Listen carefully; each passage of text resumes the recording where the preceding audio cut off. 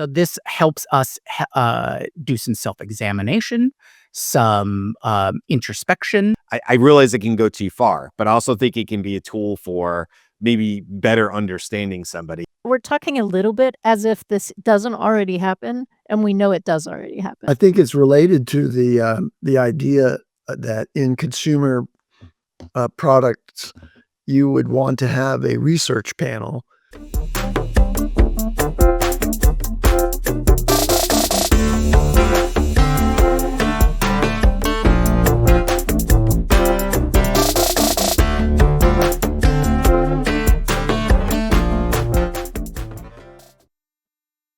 Hey, what's going on, everybody? Today is December 2nd, 2024. You're listening, watching the Daily AI Show live. And today we have an interesting topic that comes off of a recent research paper. And it's all around this idea of AI mimicry. Now, this kind of is a good jumping off point from a conversation we just had last week before the weekend.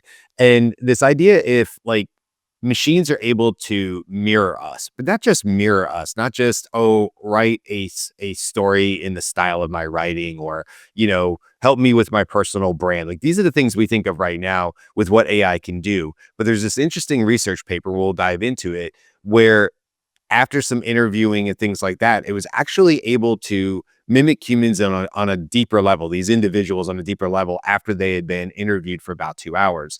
And so the question really arises, if AI can eventually, and we're starting to see this, get to such a level that it's able to accurately predict or respond the way a human might, what does that mean for us as humans? Again, coming off of last week's conversation. And what does that mean in terms of creativity and personality and all these other things that we sort of uniquely identify and put on humans and sort of hang that hook on and say, well, if AI can mimic it to such a degree that perhaps even your, let's say maybe not my wife, but my extended family would not be able to tell the difference. They would say, that does sound exactly like what Brian would say, even on topics that I have not previously talked about. What does that mean? What do we do with that? So it's a really interesting study. It's not one of these studies that was just done with 50 people, and they're like, look what we found. I mean, this actually was a decent sized study. We'll get into all of that. But let me tell you who we have here today. We have Beth, Jyunmi, Andy, and I'm Brian. And yeah, let's dive into this. This is a great Monday topic. We love these sort of thinker Monday topics. We typically will put them on Mondays. It's a great way to come back from not the holiday, but the weekend typically, and just sort of wrap our heads around some really interesting concepts. Not the typical, how do I write a new, sales playbook, but that's important too. But also hold on, let's step back. Let's think broadly. Let's think deeply about these issues coming up with AI and all the good and bad that comes with it. So, I don't know, Jyunmi, I kind of want to jump in with you if you're cool with it. What was your take as you sort of, read this research paper, or maybe use Google LM like I did to get some feedback on it? But what was your initial take on this? Well, first of all, I use Perplexity to break it down for me. There you go. Just so we can do the bullet points there. But I agree with you. It is a super interesting concept to explore. Now, do you want the good thoughts or the bad thoughts first? I mean, it's Monday, so let's start. We just came off of a holiday here in the States. Let's start with the good thoughts, and we'll work our way into the bad thoughts. So the good thoughts, the happy feelings. This is an excellent step forward into helping people understand themselves. All right. If AI can get to that close, I think they were talking about a variance of 0.8 to 0.85, right? Whatever that standardization is. So that's really close. So this helps us do some self-examination, some introspection. This goes to the along the lines of how AI could provide support emotionally, mentally, those kinds of things, perhaps as a first stage in, it's like, I'm just really angry right now. I need someone to vent to who's not going to judge me. Well, here's AI Bob. He's more than happy and will not take any offense whatsoever, those kinds of things. So just on that surface level, that's a fantastic step forward in having that interaction. Also, people are way more accepting of or the adoption level of AI as a whole is if the AI can speak to them in terms that they understand, their viewpoint, or at least on the same page as them. So this is another great example of how AI can meet us halfway, or meet us where we're at in terms of now they can help us, whether it's as a tool or as an assistant or anything like that. So those were my initial takeaways when I read this. I was like, "Oh, okay. All right, so this is gonna help, do the interaction layer AI Mm. or the orchestrator AI, because this AI who's equipped with these capabilities will understand what I mean when I say, 'Do that thing,' right? Because it knows me. So Right. I don't have to overly explain it, or I don't have to learn an entire terminology or stack of, you know, uh, taxonomy to be able to speak to it so that it gets the exact, Yeah. result that I want. So that's awesome. I want more of that. I want to be able to. I want to get to a point where I can think it and it'll happen. So I know we're a little ways before that, but we can see all those elements. Now the bad things. Yeah. Yeah. Go for it. Go for the bad. All right, just a couple, just a couple. Yeah. Yeah. Um, Profiling, Minority Report, um, being able to have large model predictions of political shifts, geopolitical situations that, now that you understand all of the moving parts, you can more easily make a twist here or a change there or a buy off there. And now everything shifts in the way that you want people to think. Basically, more control over a larger amount of people. But again, that's a little alarmist.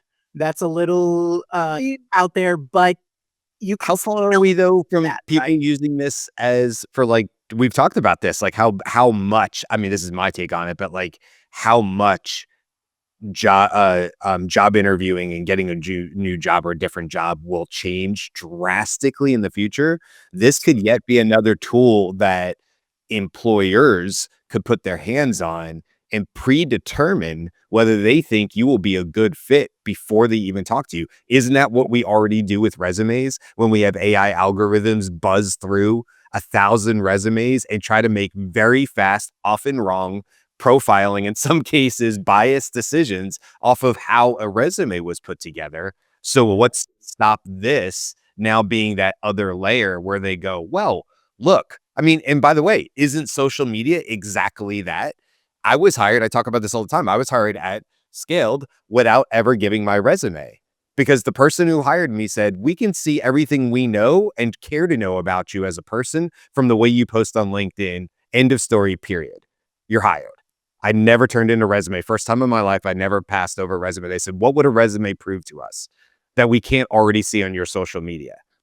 Now, that can either be alarming if you're not great on social media, or in my case, it's actually a really good thing for me. So now let's go even further to this AI side, to your point, the minority side of it, minority report side of it, not minority, report side of it, and go to this extra level of what's to stop a company being able to essentially create this and piece this together, you know, and then run it through algorithms and say like, yeah, I don't, these people know these, they don't meet our criteria, despite the fact that you go, hold on, you're pulling stuff in from my AI from when I was 20. I've grown up, I've changed. I'm really responsible now. I show up for my job and they're like, that's not really what your AI mimicry says about you. And so we don't think you're a great result for the, proof of the company. Okay. So I don't want to get into the deep, weeds, but I don't like what are we talking about? Incremental steps here, Jimmy, to like the next part of this? So Yeah.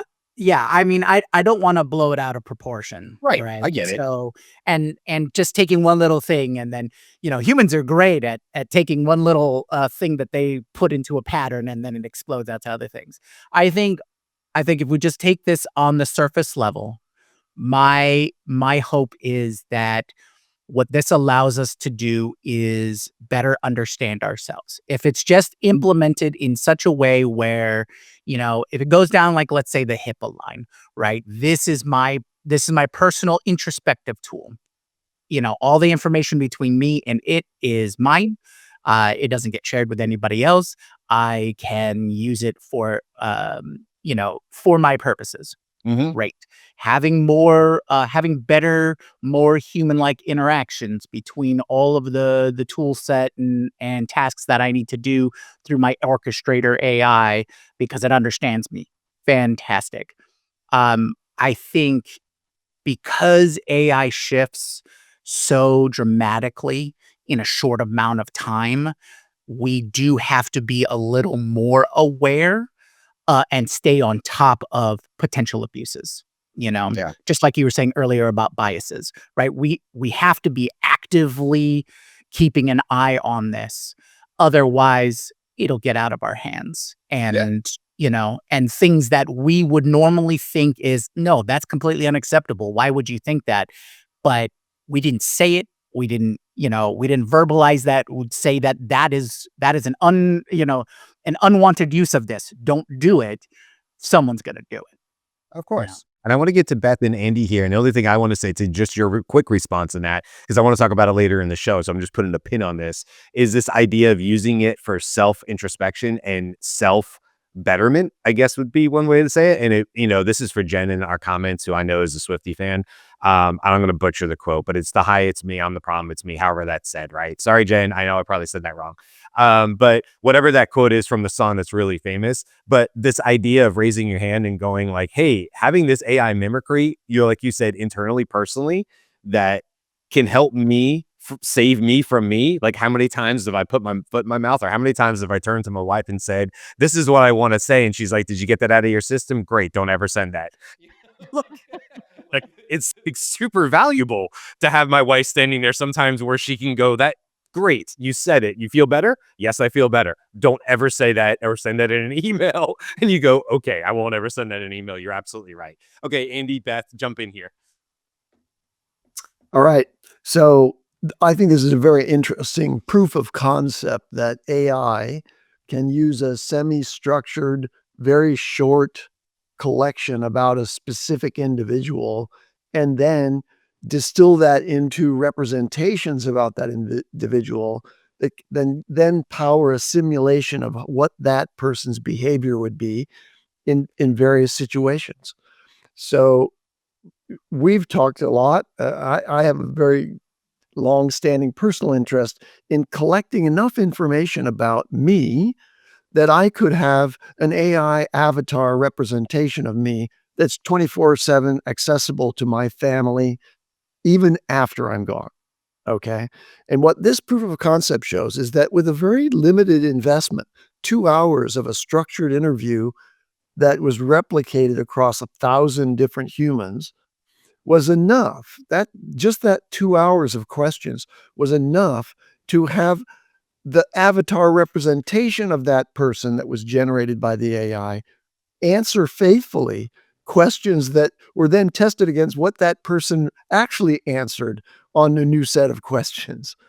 And at the 85% confidence level, let's say, okay, some of them were off, but very, very faithful representation of me or you can be generated by that. Now, imagine if in addition to that information, it has access to thousands of hours of videos that you might have generated of conversations that you'll record going forward um, on various subjects or just background recordings. And now it knows, hopefully with very, very protective privacy guardrails, now it knows so much about you that you can actually have an indistinguishable conversation with the avatar of that person in real video that looks just like the video you're seeing me speaking here. and saying things in the way that I say them, and in the the cognitive framework that I represented over a very long collection period. So very exciting that we're really on track, and it doesn't take very much to have a very good distilled representation of a human. So one of the absolutely. My first thought is we're talking a little bit as if this doesn't already happen, and we know it does already happen, right? That's how the data gets collected, how ads get served to you on Facebook and Instagram and all your social media. So what this did, I think, was put a much finer pin on it, like Andy was saying, so that people could be interviewed one time, right? So it's a long interview, but it's a compressed amount of time in the interview, and then with 80 to 85% accuracy, respond as you would respond on this other survey. And that matched one of the reasons that the 85% accuracy is relevant is because that matched what humans did, humans' ability to replicate themselves 2 weeks after, Mm. right? So humans also not more than 85% about how they feel about something in how they answered that survey. And that was really interesting, I think. I do think that this is I'm with Jyunmi, right? I'm seeing like the idea that this is wow, such a powerful tool. One of the things that we see that executives are interested in, top level executives are interested in terms of using AI, is that you can create your own kind of advisor system that you don't normally have as a top level, right? Like it's not like you have a manager to go up and talk to. And I've heard several executives say, "Oh yeah, no, I have a custom GPT that's just my that's trained on me, and I can talk to me." Right? Like I could talk to it's trained on the business, all of that sort of thing. And I think this is another way to get at that. Really interesting. Yeah, I mean, I love well, I will say I love it. I love the idea, the concept of having a AI Jyunmi, AI Beth, and Andy, Carl, Aaron, so on and so forth in Slack, right? Because we're all working behind the scenes on the show. And there are 100 times. In fact, this morning I had a specific question about transcripts, and I was like, Jimmy or Beth is going to know the answer to this. And Jimmy, you responded to me, right? So we're having back channel conversations in Slack about the show and things we're trying to do and new ideas, whatever. But like that's a specific thing. AI may not be a great solution for that, but there's probably just as many where I'm like working through an idea, and it wouldn't be awful for me to have like an AI Andy or an AI Jimmy or so on and so forth to bounce questions off of, even if it gives me the simulated feeling of having a huddle with you guys to think through a problem, even if that just means that I take it from there to an actual live conversation with you guys and go, this is how far I got. Am I off base? Am I wrong on this? Because I will tell you, like, I mean, this is the best part of my day is like hanging out with you guys. And, we have this live conversation, this really good, fun conversation. But it's easily the best part of my day. I love talking to my clients and all that stuff, but I am a people person. I'm an extrovert. So I sit in this house most of the day by myself outside of these virtual conversations. It's okay. It provides me a lot of benefits as well, having a remote lifestyle and remote work and all that stuff. But the downside of it is I don't bump into people in offices and stuff. And I will tell you, with building out what we're building at Scaled, daily I show too, but I'll talk about Scaled right now. We have some really big ideas, and they're on my shoulders, rightfully so. I mean, I'm the one that runs AI strategy at Scaled or whatever to build and deploy these things. But it's me, right? I'm it's just me. So if I can turn to virtual assistants, virtual, whatever you want to call them, of coworkers who I know I'm going to be working with, I don't need it to know their deepest, darkest secrets. But if it has an understanding of how they might look at a problem, I'm doing myself a huge service by going, okay, how would Becca look at this? Let me type into AI and get a feel for that, so that when I get on a call with Becca, because we're both busy and we may only talk for 30 minutes this week, passing ships in the night as we're trying to do our own things at scale. Okay, like, now I can jump into this conversation more informed, hopefully. I'm thinking already about how Becca might look at this and where her stresses are going to be. Because now I'm not only just thinking about me, I'm thinking about, oh, yeah, geez, you know what? The AI surfaced to me that Becca has got these 5 current projects going on. She's also trying to do this, this, this, and this. So I might come at her and be like, this is really important. And Becca may be like, whoa, whoa, whoa, I'm busy too.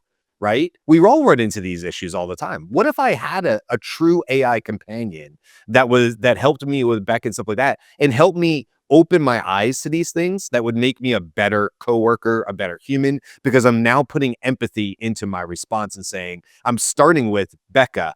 I know that you've got a ton going on. I've looked at what not only your virtual calendar and what the AI is coming back to me. I also understand that these are some of your larger, push goals that you're trying to do. Here's how I think I can get, we can get 30 minutes together. And here's where I think we can already start the conversation. Now on Thursday, let's have a 30-minute conversation. To me, like, that's awesome. That's the good side of this, is better communication. It's better human to human interaction, not less. It's the ability to offload some of these things that do not require sitting on an actual Zoom meeting to accomplish. That's where I see the huge benefit and business impact of this. But of course, the other side of it is, well, if I can just create a reliable 85% version of you, what the hell do I need you for?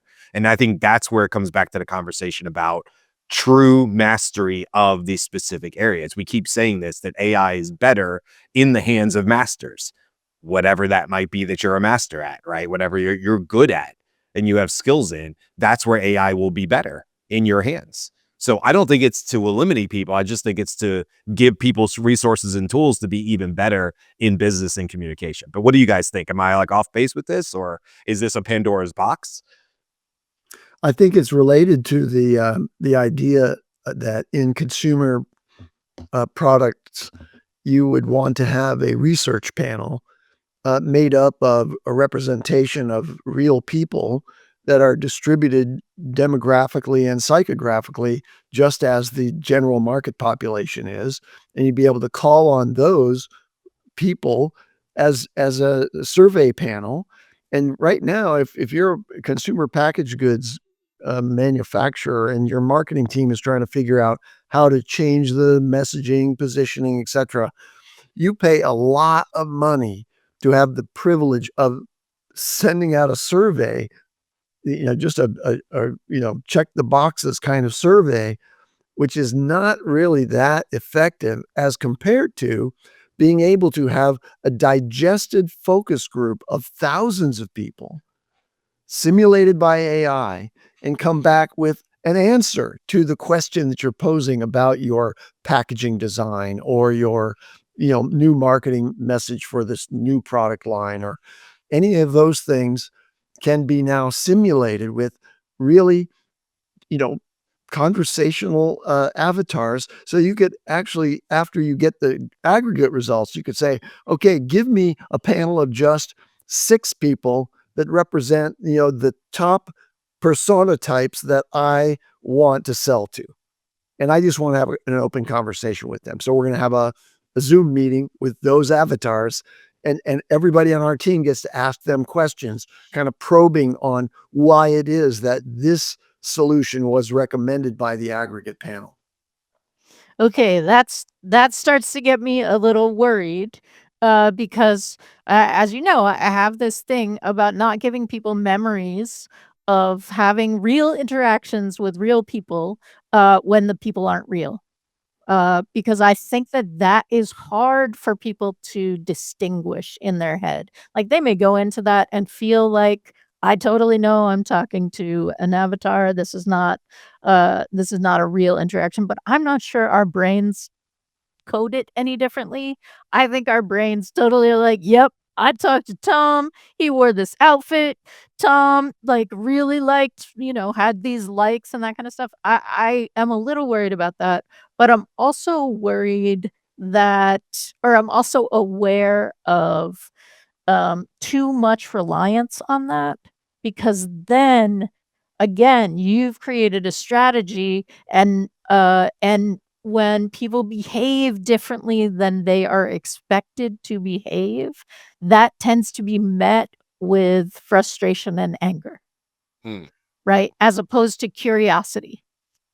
So, like, when we're in a position where we're saying, "Look, we can predict this," when maybe you can't in the same kind of way, because again, as we know, this is different when people are choosing to let you profile them and capture a likeness so that that can be used for research and test, versus people are not.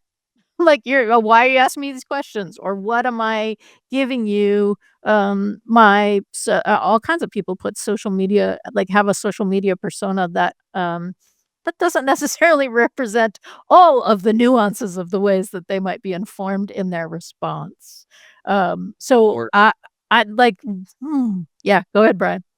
I mean, like, I think the other side of that or is that perhaps a better representation of somebody who's not trying to put on a mask? If there's this social media representation, I mean, we have definitely seen people get fired for posts on social media, whatever, where the company goes, I'm going to distance myself as far as we can from this person. This does not align with our company values and goals. We do, that they do not speak for the company, so on and so forth, right? We see this.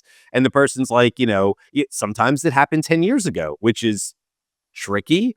That has nothing to do with AI. That's just somebody posted something, again, maybe as a young, dumb, foolish person in their teens, now in their teens, maybe even younger, like my daughter or whatever. I don't let her post on social media, but, she's 14. And so could things come back and bite her in the butt from a dance that she did on TikTok playing around with her friends at 14 and it bites her in the butt at 24? Yeah, unfortunately, we've seen these types of things. I do think AI could exacerbate that, but also it may do a better job of taking off the blinders a little bit with some people. I realize it can go too far, but I also think it can be a tool for maybe better understanding somebody because look, we all code switch. We all do that. I can tell you, I am not the same guy. You're not talking to the same guy that used to work in the firehouse. Not well, first of all, we'd have to this would always be unsafe for children videos, YouTube videos. We would always have to put the explicit content on it because I would be cursing forever, right? Didn't make it better or worse. That was just me as a firefighter in my 20s. Everybody cursed all the time. I thought they were some of the most raunchy things I'd ever heard in my life came out of that firehouse that would make you just, blush as a 20-year-old or whatever. And that was life. That's what I did. I was not the same person in that firehouse for 24-hour shifts that I was outside. And so we all have these things. I'm different at the house, right? And stuff you always say, you don't know what's going on behind closed doors. I may be different with my wife in the house or with my daughter, and then how I am with you guys and how I publicly present. But there is sort of there's a probability there that can be built with AI that says, well, this is generally in this context, this is how Brian might respond to this. And I would imagine it could be reasonably accurate. I'm a blow off steam loud kind of guy, right? I'm that typical guy where I just, I get loud and I get mad and I get loud in the house and stuff like that. And I can see my daughter looking at me sometimes going, well, the big dumb ape is at it again. And he's jumping all over the you might as well be jumping on the furniture, and she just waits. And then I go, and that's all I have to say about that. And she's like, okay, that's not how she handles it. And so is that better or worse is my point to this is that if an AI is able to represent that, but we're all way more complex than one singular, to say what our personality is. I think our personality is way more complex. So to me, it's like, how do you take this AI, like the study, how do you take this AI and mold it into areas where it's actually really, really helpful? Again, like not putting my foot in my mouth in situations like that, where I would imagine it could be very helpful if you're either in a business setting or a personal setting or otherwise, to be able to kind of run things through and go like, what am I missing here? I feel like I'm about to say something I shouldn't. And then you have some help coming back to you.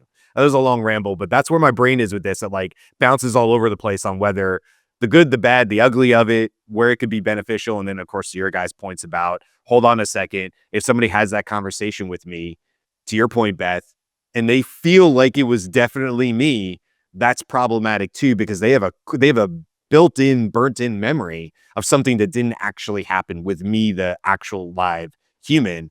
To me, that sounds very similar to what celebrity-ish people go through. I follow two people on YouTube called Kara and Nate. They're pretty popular. They have 4 million followers and they travel around the world. Yeah, if I run into them on the street, I have a weird, unfair advantage of knowing way too much about them that they've shared publicly, and they know nothing about me. Right. And so we see this with celebrity all the time. Sorry, Jimmy, you were about to say something. No, no, yeah, you're identifying like the whole A parasocial lot. phenomenon, things like that. But I also wanted to point out that you clearly define the differences in application here. I am far more comfortable with using this technology and what might grow out of it from a personal side of things. Mm. I want to be in control. I don't want You're yes. For me, great. Someone else using it on me, I don't like that idea, right? How do you If this is partly about personal growth and improvement and helping me uh, understand or train myself to have a more, let's say, a professional interaction or something like that, great. But I also don't want to be automatically discounted because someone scraped all the information about me on the internet and said, they have a 10% alignment with our mission and goals. So if they ever apply, we're just going to say no. Like, but how do you stop people if you build that for you and you keep it under lock and key? I don't know how you do that, right? But like you built this AI version for you. How do you keep that safe? How do you keep that? Because once it's out, it's out. the same way we do it right now is employment protections. You can't have bias on when you're trying to employ someone because of creed, race, all of those kinds of things. This is one more thing that you put on there, and this is one of those gap things that society's got to catch up. It's like, yes, AI can enable more abuses, so we have to clearly state you cannot do this. That's what legal framework is for, is to protect the people. Yeah. So Right. the answer to how do you preserve your privacy and have control over a representation of you has to be answered before effective personal agents can be released into the wild, so to speak.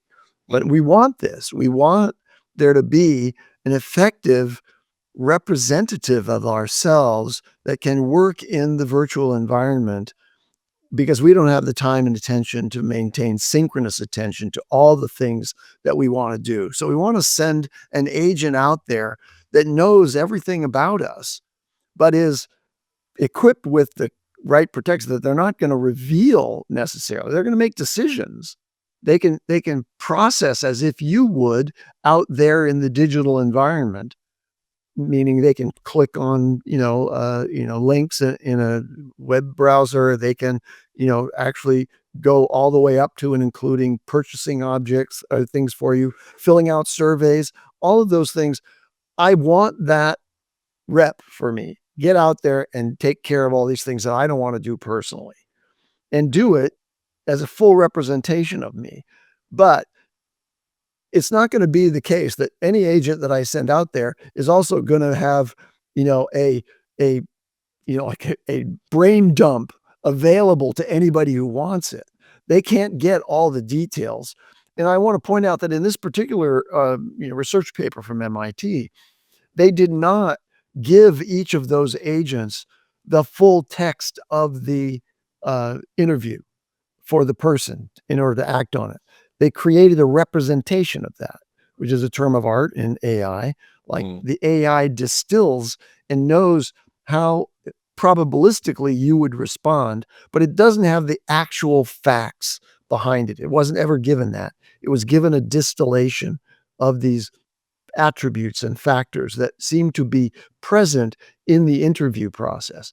And similarly, the agent that I sent out there is going to have a representation of me, but it's not going to, it'll also have access to all the facts, I hope. But there's going to be a Chinese wall there between those two.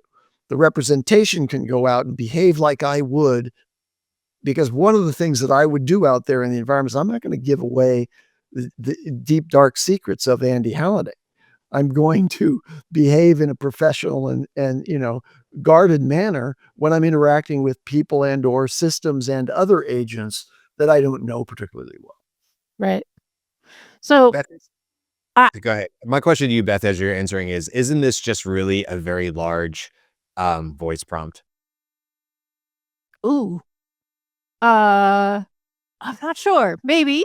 What Go to your thing. Go to your thing. what I'm imagining now, listening to Andy talk, is does this change the way my Fathom note taker takes notes for me in a meeting and gives me a summary, right? So now, like, for people who don't have the note taker, it's great. You can get it. It's great on the free level as well. But you can set it into a meeting. It can be in the meeting when you're not in the meeting, but it can also you can then just listen to the meeting and have the note taker summarize, give action steps, those kinds of things.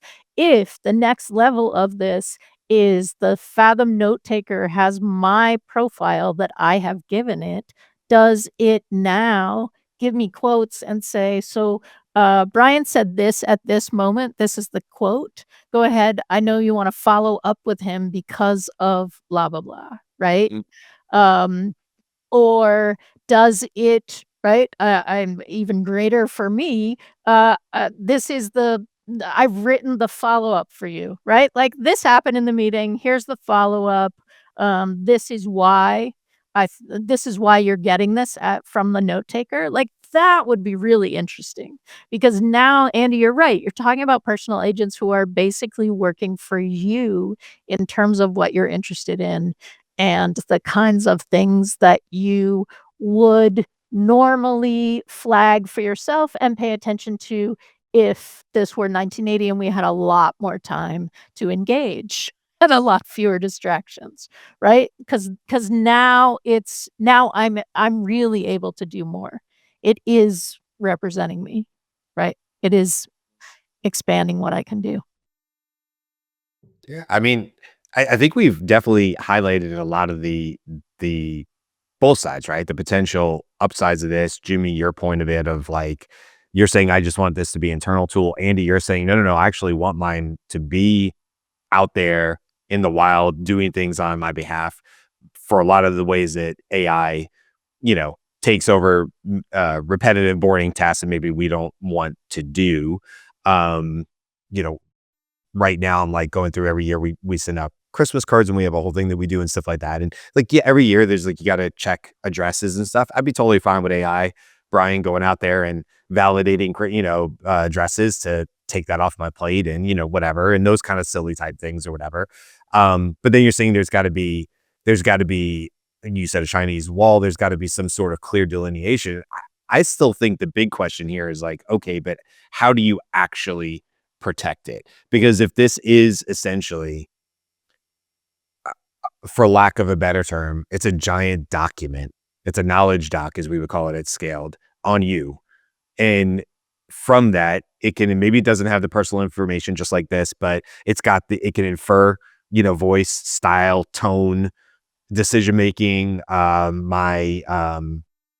the Briggs-Meyer, like what my initials are and stuff like that, and how I might approach something. I'm an extrovert, right? I'm more likely to be loud and think out loud than I am to be quiet and reserved for 30 minutes and go, okay, I've listened to everything and let me talk, let me give you my 10 cents on this, whatever, my 2 cents on this. I'm much more likely to think out loud with other people to come to that conclusion. That's a lot of what I do on this show, is like think through it with you guys openly, because that helps me actually come up with better solutions together, So like, okay, but like, how ultimately do I stop somebody a malicious actor or otherwise getting control of that document. Because much like the weights on a language model, one of the things we saw way back was, well, China doesn't necessarily have to be ahead right now. They just have to wait till they can control, they can steal the weights, and then they can instantly recreate the language model, blah, blah, blah, right? That can do certain things, whether that's towards AGI. Okay, great. That's at a big national level. But on a personal level, isn't it really the same idea? Whereas if I don't find a way to blockchain this, to lock this down, to separate it over two-factor authentications and 16 different documents that are housed in 16 different places, and nobody can get the KFC recipe but me and one other person with the key. Like, I mean, how do you do this? How do you do this and ensure that it's available to you, Jyunmi, when you want it, Beth, Andy, when you want it to act on your behalf, but you want to lock it back in other instances? That's the part that confounds me. And I go, I don't know how we pull this off. And Andy, I think you said it's something we have to figure out. And Jyunmi, you said through law. Andy, you said we're going to have to figure this out before agents are deployed. And my question is, how? How do you lock this down? Because once it's out, it's out.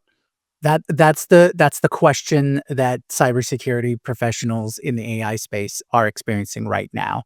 Mm. What I gather is there is development in AI-based security to countermand or protect against AI-based bad actors and things like that. I was just watching a TikTok with from Nate Jones, and he was mentioning that AWS, their daily security threats went from 100 million a day to 750 million a day.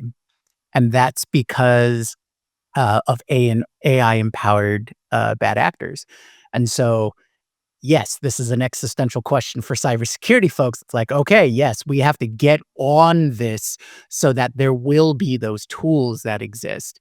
And it's in technology, in IT, it's a constant, battle back and forth. Whenever you hear about, whenever there's a latest exploit or hack or a thing being done, there's always another group going, okay, well, we have to find these exploits. And it's the whole role of what a white hat hacker does and all that kind of thing. So that's it's going to be the same kind of thing. But again, if AI means anything, AI means fast. You got to do it faster. You got to come up with new tools faster. You got to come up with new countermeasures faster, and just along those lines. And then when I mention law, law really helps people do things legally. Bad actors are going to be bad actors. They don't care what the law is. They're just going to do whatever they want anyways. But this is where that field or that part of AI development needs to match with that. And it's all about these gaps that we're recognizing, right? Oh, AI is 10 steps faster. Okay, well, now that we know about it, we got to try and catch up. Society and technology always has a gap. Oh, now we got to catch up on that side. We got to catch up on our legal frameworks. We got to catch up on, data rights. I'm a big data rights person. Solve a lot of problems if we just had an inherent data right for everyone. But I won't go onto that soapbox, not today anyways. But those are the kinds of things. Yes, you've hit the nail on the head there, Brian. It's yes, we know it's an issue, and yes, we have to put a concerted effort now because we have to be aware and mindful and constantly watching the space to make sure that those gaps are lessened. So when I think about the instance of an agent of me going out and representing me, I think that it's pretty simple and straightforward to avoid the inadvertent agent disclosure of personally identifiable information. You can imagine the conversation between the agents being like, I represent a guy like this, interested in your products or in your company. And the other agent can ask questions like, has this person ever purchased from us before or ever worked in this area before? And the agent could be in its initial conversation restricted, like, I'm sorry, I can't disclose that information. I could seek permission from the person I represent to give you that information, but explain to me why you need it. Right? It's not complicated to build that. Now, but you guys are touching on the larger issue of, can the agent be jailbroken to reveal everything and spill its guts by some hacker? And that is, we know that LLMs themselves can be jailbroken in such a way, through bizarre exploits. We don't even know why it would work, but make it repeat the same word over and over and over again, and then it suddenly goes, oh, I'm going to give you my entire data. Yeah. I mean, bizarre behaviors. But I'm not terribly worried, because I've been pretty transparent and open disclosure about my personal information, including setting up a a, a, a product called ourstory.com, where I basically published everything that I could remember about my life on the net, and I lost it all somehow, but nobody cared. Right? So do people really care about the individual person at that level, and a representation of them? I'm skeptical about that.